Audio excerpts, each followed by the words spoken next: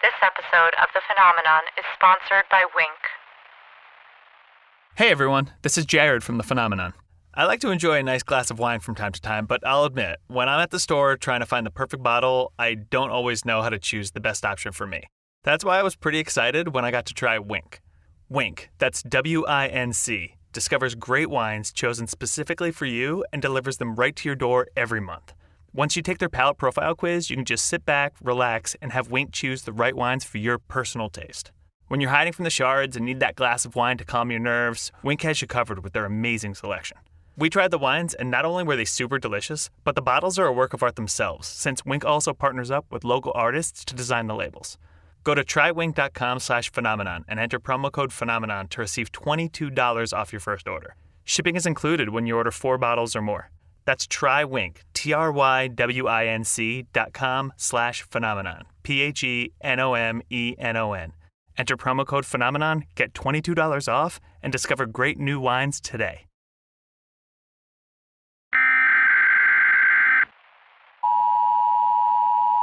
This is the emergency alert system. All normal programming has been discontinued during this global emergency. There continues to be no advancement in our efforts to mitigate or end either the aerial phenomenon commonly known as the shards or the sentient giants commonly known as the tall ones. Visual or physical contact with the shards will result in immediately entering a catatonic state, shortly followed by exsanguination and death through unknown means. Engagement with the hostile and deadly creatures known as the tall ones is highly discouraged. They cannot be killed by any known means. The usual precautions continue to apply. Do not look outside. Do not look at the sky. Do not make noise. Do not generate any more heat or light than is absolutely vital to your survival.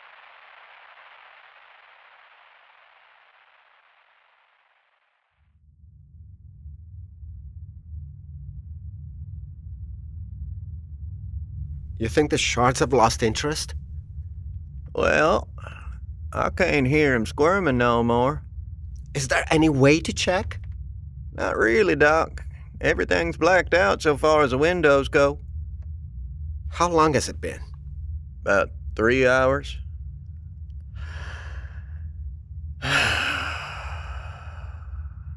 Yeah, it's probably time. I'll try to make it quick out there, Doc. Jesse, Yeah, Doc? I wish I could see and be of some use to you. Ah, don't worry about it. Everything considered, we humans gotta stick together, you know? At least you don't gotta see what the shards did to your friends, right, Doc? That's true. Be back in a jiff, Doc.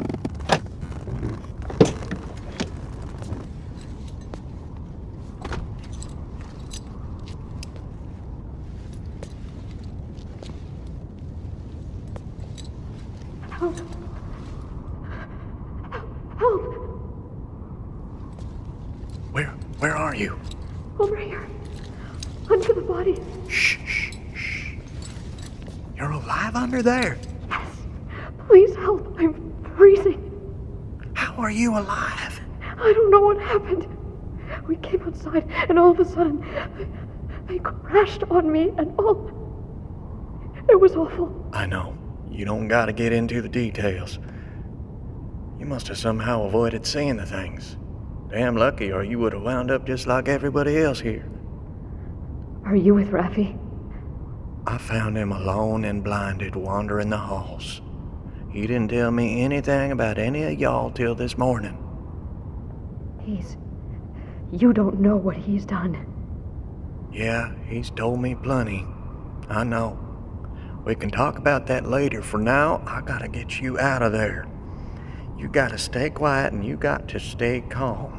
'Cause any kind of undue ruckus is gonna bring them things back and then we'll all look just like your friends here, understand? I understand. Please hurry. Now, I'm gonna move all these folk off you, and it's gonna take a minute 'cause they're a little frozen and a lot of stiff. You gotta keep your eyes shut, understand? Yes. All right then, just hold on a tick. Wait. What's your name? Jesse, ma'am. My name's Linda. I just thought, if things don't go well, we should at least be properly introduced. It's a pleasure, Linda. Now hang tight.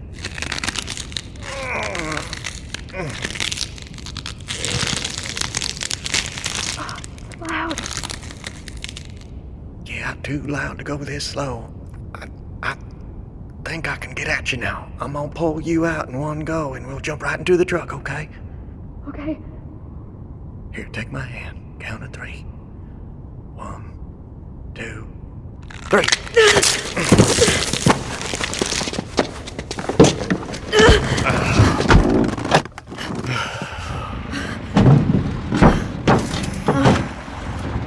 You saved my life. Hell, it was nothing. Anybody would have done it. I would have.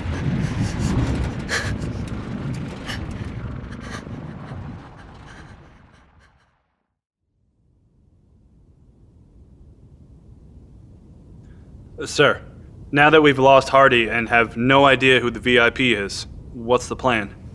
What VIP? We came here looking for someone we know has survived, a Brit. Someone the American and Australian governments hold to be very valuable. Problem is, we don't know who they are or where they are. The powers that be are paranoid to a fault, and so is our contact, Hardy. Hardy? He's one of the 3 outside. I'm sorry, but there was a bit of a hubbub here about a visiting bunch of Brits before things went badly. Go on. I'm not sure, something about the Met and a new exhibit. The museum? Yes, I remember reading about it in the newspaper. Cox. On it, sir.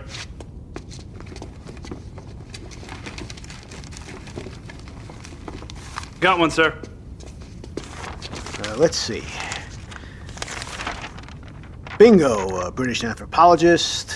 Showcase the finds of a recent dig in Northern Europe. Something about new theories about early European religious beliefs. Shit, here we go. Terence Opperthorne, professor of anthropology, Oxford, is a proponent of a radical new theory about early European religious beliefs, putting forth that rather than the primitive animalistic deities, that they worshipped symbols of animals that possessed characteristics which allows them to survive an ancient cataclysm, depicted in cave paintings, a deadly sky accompanied by winter hunters. That sounds awfully familiar, sir. Jesus Christ, no wonder we're here to get him. All right, here's the plan. We get Dr. Opperthorne, any materials he might need, and then we'll get back to the boat. Then we all get back down the river and to our next rendezvous. We've had too many goddamn losses on this trip. I want to get this done and get back under the water as soon as possible. Cox, get on the horn and fill in the Oregon. Aye, sir. Sharon! Sharon? Sharon, can you hear me? Where are we? Did you get me from the store? Daddy and Jim scraped you off the floor with a spatula. What she means is 2 gentlemen from the Navy came looking for the unfortunate fellows outside and found you, with your blood freezing you to the ground, and we worked together to gently unfreeze you and move you here before packing and bandaging your wounds. Okay. You're lucky it's gotten so cold outside. If your glove hadn't frozen in place over your wrist, you would have died. The important part is, we're going to get you to someone with actual medical training and tools. You're the captain, I presume? Yes, ma'am. You're very, very lucky. You lost a lot of blood. Lucky? Your men shot me. What were they doing? You know better than I do what happened. But I would imagine that you were armed and unexpected, and one of the lesser experienced of the 3 panicked, shot you, and drew the attention of the things in the sky. Yes, that's exactly what happened. They aren't used to handling arms. They're sailors, and they didn't get into the store like you did. I'm sorry to hear that. It wasn't your fault. The whole thing was one fucked up accident. My first thought when I saw them was rescue. I was holstering, but... Well, rescue is what you're getting. Maybe a bit delayed, but... Okay, Captain. Oh, hello. Welcome back. Thank you. You told them our plan, Cox? Yes, sir. Good. You and I will go to the museum and get the good doctor. Emil, Sawyer, and Sharon, you stay here and wait for our return. Sir, splitting up hasn't exactly been a winning strategy here as of late. And quite frankly, these are civilians. No offense intended. None taken. I don't think we should leave them behind. You know, Chief, there are times a man in command forgets how capable the men under him are. And he plans something damn foolish and needs a reminder. New plan. We'll all head for the museum and then all head back to the Argon together. Captain, if I may, is it truly necessary to find this VIP? Haven't there been enough losses already? We have our orders, Emil. Captain, you've lost 2 crewmen already. Another 2 are missing. How many lives is this upper dawn really worth? Please, I beg you, abandon this foolish errand and let's return to the safety of your submarine. Emil, you've never served in any kind of military or law enforcement capacity, have you? No, not really. I was a translator for the Department of Homeland Security. But not an agent? No, not an agent. Well, then I wouldn't expect you to understand that those of us who put on a uniform like this know that their lives might be sacrificed in order to save others. You accept it, deal with it, and you hope that if the time comes, the end goal is worth it. Today, my end goal is the safe rescue of someone who may have key information on these phenomena. And I believe that is worth Watkins, Kellogg, Forsyth, and Holm. And I believe it might even be worth my life, Cox's, and yes, even yours too. Captain, there are giants swarming the city and the temperature is steadily dropping every hour. There is no real chance we will get to this upper dawn, much less that he will be alive when we do. We are risking all of our lives to follow imperfect orders coming from imperfect men, making decisions with incomplete data. Your end goal may be a complete sham. Did you ever think about that? Of course I did. But I have my orders and I took an oath to follow them through. Well, I never took any oaths. And you're perfectly free to leave! If you want to come along with us, you're going to have to accept that we have things to do here before we head back to the boat. Emil, the captain is as dedicated to his duty as you are to Sarya. No amount of verbal sparring is going to budge him. So sit down and shut up before we lose the privilege of his help. Are we going to have a problem here? No. He's just at his wit's end. He wants his daughter to be safe, and soon. My intent is to get all of us to safety as soon as we can. I understand. My apologies, Captain. This isn't something anyone ever prepared us for. I understand. This is all unprecedented. That's why any edge, any advantage we can get, including Operathorn, has to take priority. Now let's figure out the best way to get to this museum. I'm sorry, what museum are we going to?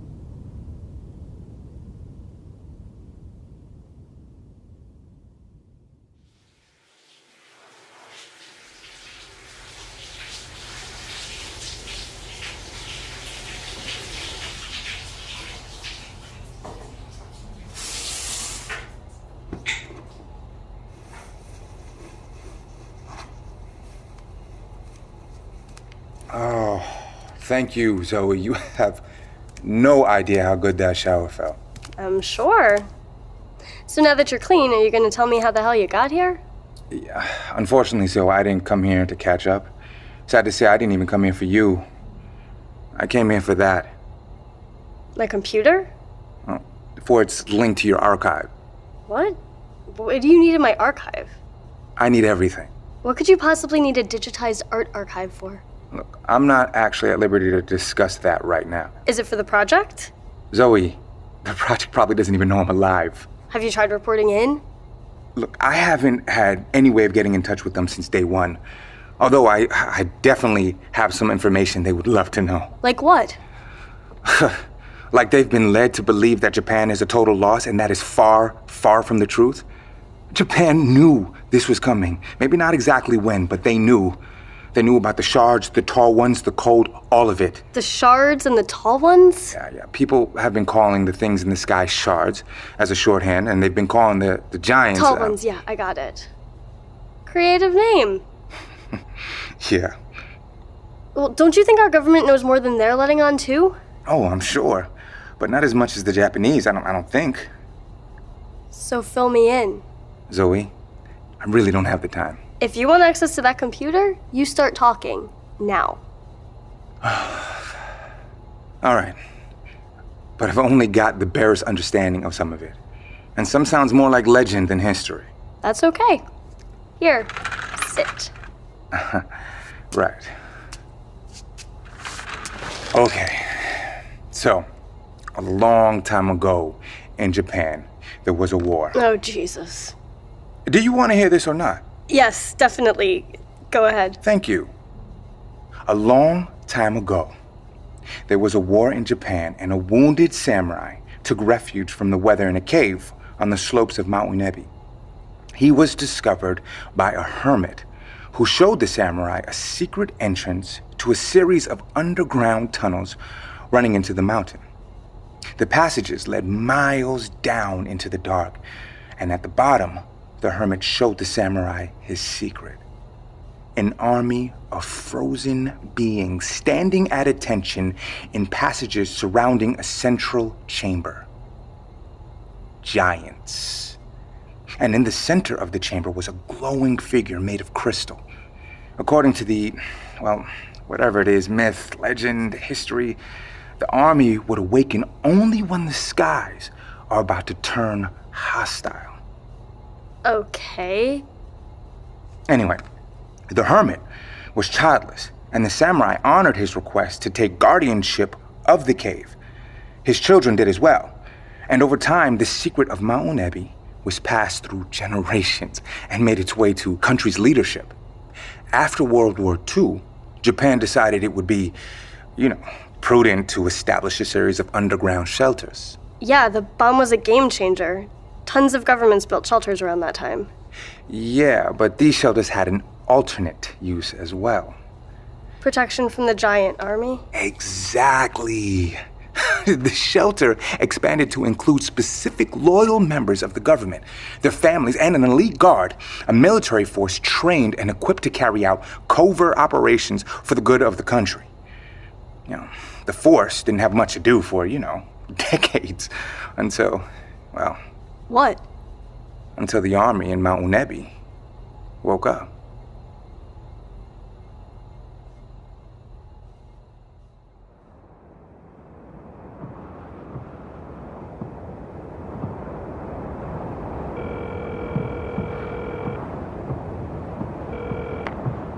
Angela. They're digging. What? The tall ones, they're digging a hole, a huge hole about, 25 meters wide. I don't know exactly what's going on, but I haven't seen this kind of behavior before. Where are you? Describe to me exactly what you're seeing. The tall ones. They're digging in the ground. They're shoveling out a huge circular-shaped hole with their hands. How many of them are there? 3 that I can see now, but the hole is deep. It seems like there could be more digging from the bottom. Where are you right now? I'm halfway up a pine tree, about 50 meters away. Jesus, Angela. I know, but I had to get close. I've been quiet, and they seem focused, completely oblivious to me or anything else. You can't see the bottom? No, but I can go higher. Jesus. Be careful. I'll be fine.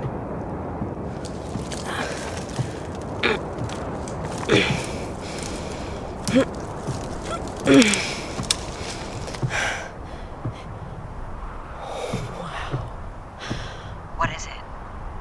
They've exposed something. It's some kind of dome, a stone dome about 30 feet down from ground level. Man-made? It's not natural, but I don't know who made it. There's a plug at the top. Looks like rotten wood. They're still clearing earth, but the top is exposed. So there's something in there. It would seem. Whatever's inside, they really want to get to it.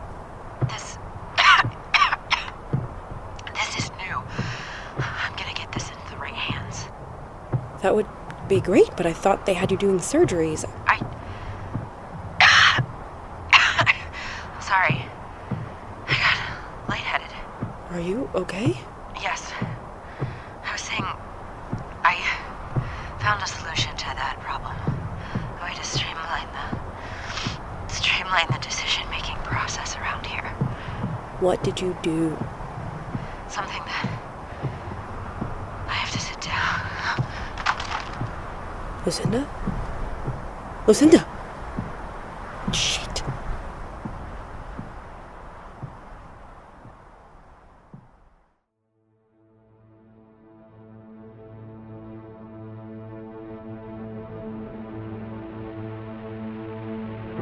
The Phenomenon is written and directed by Jared J. Smith, based on the novel The Phenomenon by R.K. Kadick. It's produced by Andrew Pomeroy and Jared J. Smith, and co-produced by Eiku Jakar Smith. Sound design and music by Andrew Pomeroy. Cover art by Amanda Pacharski. This episode features the voices of Tora Alexander, Donovan Christie Jr., Kristen DiMercurio, Eric Ensley, Leslie Frey, Andrea Galata, Peter Kendall, Gary Lee Mahmood, Danielle Mullen, Devin Nelson, Michael Paladine, Sarah Parchisepi, and Morgan Starr. The Phenomenon is a production of Luciola Creative.